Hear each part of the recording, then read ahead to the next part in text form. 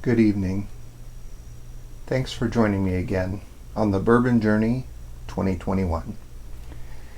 Tonight, we're going to introduce you to some of the articles of the trade, if you will. These are some of the things that we use to help us make our bourbon journey more diverse. What I have here is known as a bartender spoon. It's very easy to work with. Makes stirring drinks almost entertaining. What I have here is known as a jigger, Jigger. This particular one has a 1 ounce side that's also measured down to 3/4 and 1/2 ounce, and it has a 2 ounce side that is measured at 1.5 ounces as well. This is used to be a little more precise when you're making your cocktails to make sure that your results are repeatable. Now, I also use this sometimes when I'm doing what I call my Franken Bourbon. Comes in handy. What I have here are a couple different variations on what are known as Boston Round bottles. These particular ones are made of glass. As you can see, one is amber, one is clear, and they hold approximately 2 ounces.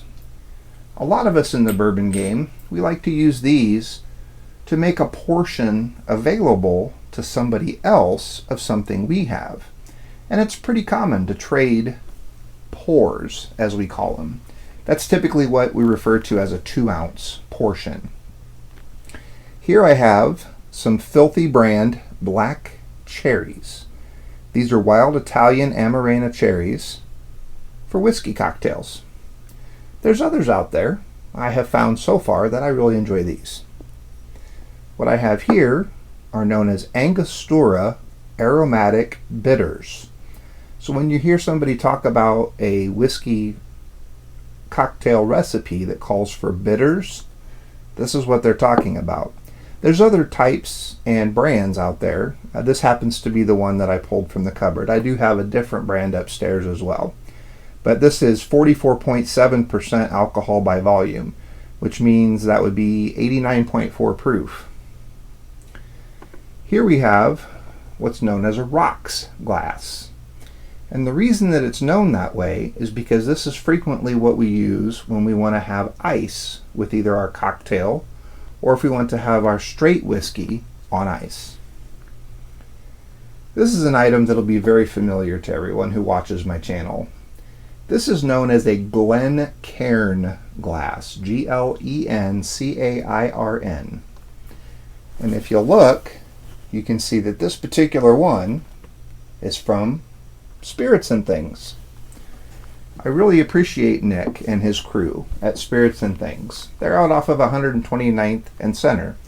You should stop in and make yourself known to them so that you can introduce them to you and what you like to have. Maybe they'll even find something on the shelf that you want to buy that day.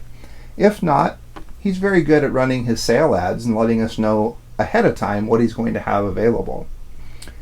What I'm going to do for you tonight with these items that are in front of me, okay, I'm not going to use these 3 items, but the rest of these items I am going to use because I'm going to demonstrate to you my take personally on an old-fashioned. Okay? Now, some people will tell you that the proper old-fashioned has this, the proper old-fashioned has that. Everybody's entitled to their own opinion and their own way to do things. But the way that I make an old-fashioned is I use one of my favorite everyday drinking whiskeys. In this case, what I have in front of me is Cooper's Craft Kentucky Straight Bourbon Whiskey, and it's 100 proof. Okay? You use a whiskey, you use a bitters. Most people will use sugar cube or simple syrup, some kind of a sweetening agent, along with orange peel. Sometimes people use lemon peel, and a cocktail cherry as a garnish. And usually it's done with ice. Now, one of the variations that I've discovered on this is I like to use Liquor 43. Okay? This is a secret Spanish family recipe of Mediterranean citrus fruits infused with selected botanicals. This is 31% alcohol by volume, which means it's 62 proof.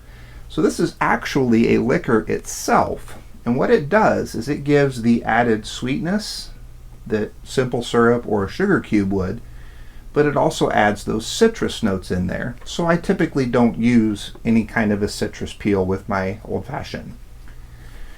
The one item that's been off camera that I want to share with you at this time is this little thing. This is an ice cube mold. You can get different ones, you can get different sizes. This one happens to be a 2.5-inch round cube maker. And I'll show you here in a second what I do when I make this with this. I always start out with my whiskey portion. I typically will do a full 2-ounce pour, as we call it, of my whiskey or bourbon of choice.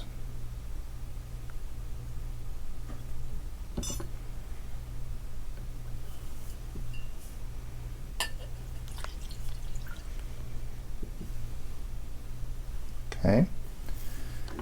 I usually will follow that with something less than a half an ounce of Liquor 43. Now this is completely subjective. You can make this with as much or as little of this. As I said, you can use sugar cube for your sweetening agent, and lemon peel or orange peel is typically orange peel for your citrus. I like the Liquor 43 because I like how it comes out. Then I do usually 3 or 4 healthy shakes of bitters. And as you can see, my aim wasn't that great. Guys, you ever have that problem? Your aim isn't that great? As long as you clean up after yourselves, right, ladies? So I've got all my components here with the exception of my cherry. Now, I don't know about you, but I have a bit of an excessive sweet tooth. When I go for my cherries, I always get a spoonful of 2 cherries with the spoonful next to the cherries of the luscious juice that comes with these. And again, you can use any brand that you like. I've even heard of people using regular maraschino cherries off the shelf from their grocery store. It really is a matter of personal taste. So in this rocks glass, I have what I consider to be the components of my old fashioned for tonight. What's missing is the cold.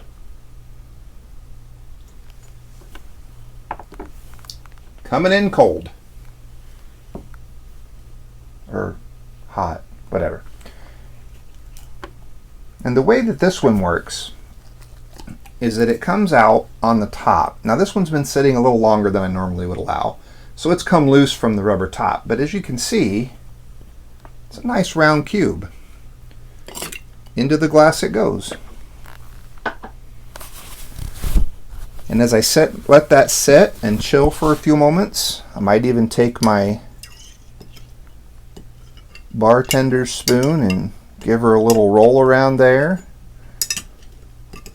And I let those things intermingle.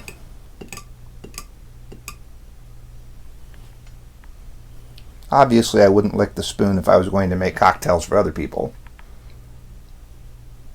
Would I? Just kidding. I wouldn't.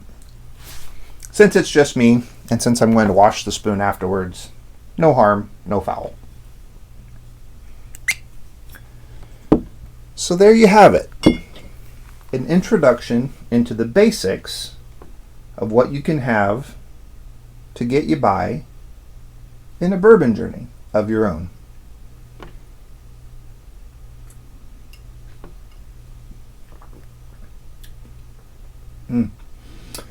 Golly, that's good. Thanks for joining me tonight on the Bourbon Journey 2021. If you like this video, don't forget to hit that like button down below so that I know you liked it. If you found value in it and you think that others would as well, click that share button. And if you'd like to be notified when I do my next videos, and I am unpredictable, don't forget to hit the subscribe button. Probably more important than any of those, hit me in the comments down below. Let me know what you use when you make your old fashioned. What's your preference in cherry? What whiskey do you like to use?